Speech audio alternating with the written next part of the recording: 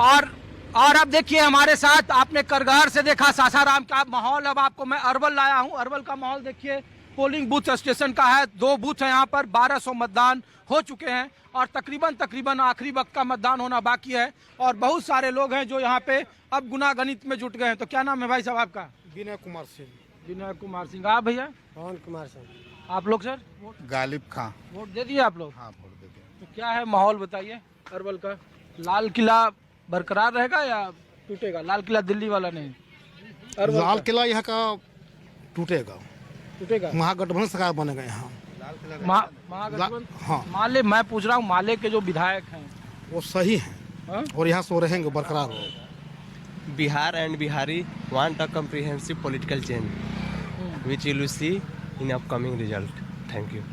क्या upcoming result क्या होगा? अब तो दिखेगा ना, आने के बाद ना, हम कैसे बोल सकते हैं? इन इलाकों में पिछले बार महागठबंधन ने तकरीबन सीटें जीत ली थी, तब कहा गया था कि चिराग पासवान नहीं है उधर, उपेंद्र कुशवाहा नहीं है, दोनों इस बार साथ आ गए हैं। तो उसका असर है आप लोग के यहाँ वोटिंग में? कुछ पासवान टोला होगा, कुछ कुशवाहा टोला होगा, कुछ यादव टोला होगा, कुछ इस तरीके का। इधर युवा लोग महागठबंधन की तरफ आकर्षित हैं, उसके बाद अब आप लोग देखिएगा रिजल्ट। आप लोग बताइए सर। महागठबंधन। आप लोग सर? क्या बताए सर, खेल खेला तो बीजेपी खेल ही रहे हैं लोग। कौन क्या सा खेल बताए खेल और ना बताए। कौन सा खेल? यहाँ बूथ जो 2 गो चलता था, हाँ। तो यहाँ जनता का वोट ज्यादा था, यहाँ से काट करके दूसरे को भेज दिया गया। वहाँ पर ईवीएम 1 है, तो वहाँ वोटे पोल नहीं होगा तो कैसे होगा? क्यों? तो वोट पोल तो हो रहा है यहाँ, तो वोट 1200 पोल में लोगों ने तो कहा। 1200 है तो यहाँ ईवीएम 2 गो है, ठीक है। हाँ। और वहाँ 1300 है तो वहाँ 1 गो है। बताइए उसका कारण क्या है? तो कारण सर ये है कि यहाँ जो पहले जो यहाँ वोटर जो वोट देते थे, उनको यहाँ से काट करके उस बूथ पर डाल दिया गया। अच्छा, तो कि दूरी पड़ जाएगा। हाँ, दूरी पड़ने की बात नहीं है।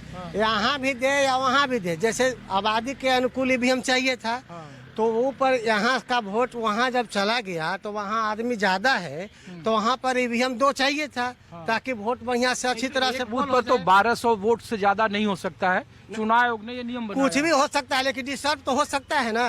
डिस्टर्ब तो लोग करिए रहे हैं ना, बाहरी वाले गेम तो खेलिए न रहे हैं। ये तो नहीं ना चाहिए था।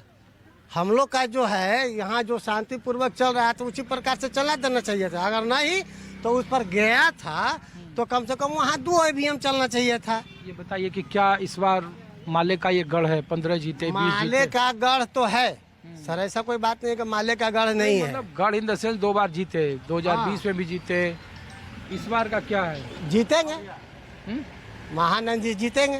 तो ये लोग तो कह रहे उपेंद्र कुशवाहा और चिराग पासवान का वोट है वो इस बार। देखिए, कहने वालों को कुछ कहते रहे, जिनको है कहने वालों को क्या चलिएगा, अपना अपना विचार है। और क्या आप बताइए चाचा, क्या नाम हुआ आपका? जी, क्या नाम है? सुशील कुमार। तो हम लोग ये पूछ रहे हैं कि क्या है अरवल में इस बार या फिर विधानसभा में इस बार किसकी सरकार है? विधानसभा में तो अभी इंडिया गठबंधन के यहाँ ज्यादा रुझान है, और इंडिया गठबंधन के हम भी उसमें मदद कर रहे हैं। भ्रष्टाचार के मुद्दे पर, महंगाई के मुद्दे पर, पलायन के मुद्दे पर ये आशा लगा करके कि इसका जो इंडिया नेता घोषित हुए हैं वो नौजवान है, नौजवानों के लिए कुछ करेंगे। लेकिन एनडीए ने कहा कि बगल में देखिए पप्पू वर्मा को उतार दिया कुशवाहा समाज से, और एक समीकरण बनाने की कोशिश की बगल में जहानाबाद चंद्रवंशी समाज से, तो पिछड़ा अति पिछड़ा लवकुश। पिछले बार चिराग पासवान उधर थे, इस बार साथ में है, उनका वोट तो चुनौती नहीं है आप लोगों के लिए? उस चुनाव उस पर नहीं हो रहा है, कौन कहाँ उतारे। चुनाव हो रहा है सरकार बनाने और सरकार हटाने के मुद्दे पर। सरकार बनाने वाले जो है बेरोजगार है, युवा है, वो चाह रहे हैं कि नई सरकार आए, क्योंकि बहुत दिन से सरकार बनी गई तो थोड़ा सा अहंकारी सरकार हो गया है। नए नौजवानों के समझ से नौजवान लोग देना चाह रहे हैं कि नहीं, इंडिया गठबंधन के जो मुख्यमंत्री का प्रत्याशी है वो नौजवान है, नौजवानों के लिए कुछ करे। आप लोग भाई साहब? जी, हम लोग महागठबंधन। आप लोग? पूर्ण संपूर्ण महागठबंधन हम लोग हैं। तो ये इसीलिए मैं तस्वीर दिखा रहा था। आप लोग भाई साहब? हाँ, बदलाव के लिए वोट दिए हैं। आप? बदलाव। तो देखिए, मैं इसलिए दिखा रहा था कि अब चूंकि गोलबंदी शुरू हो गई है और अरवल विधानसभा सीट है, कहा जा रहा था तो मगध की 26 सीटें थी, 26 में से 20 सीटें महागठबंधन के खाते में 2020 के विधानसभा चुनाव में थी, और इस बार कहा गया कि किसकी सरकार होगी, पिछड़ा, अति पिछड़ा, दलित, सवर्ण, इस तरीके की गोलबंदी हो रही थी। लेकिन बावजूद इसके इस बार के दूसरे चरण के चुनाव में जो वोटिंग का समीकरण है, कई जगहों पर महागठबंधन का जो वोट है वो इंटैक्ट है। कई जगहों पर जहां से हमारे सहयोगी दिखा रहे थे, सासाराम, औरंगाबाद, उन जगहों पर कुछ सीटों पर जनसुराज या बीएसपी भी एक महत्वपूर्ण फैक्टर है।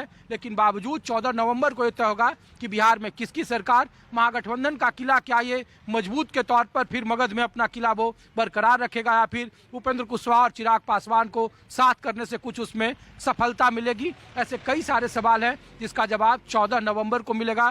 फिलहाल बम्पर वोटिंग का दौर दूसरे चरण में भी जारी है। अपने सहयोगी अखिलेश सिंह के साथ ऋषिकेश कुमार को दीजिए इजाजत। आप देखते रहिए न्यूज़ 24। नमस्कार।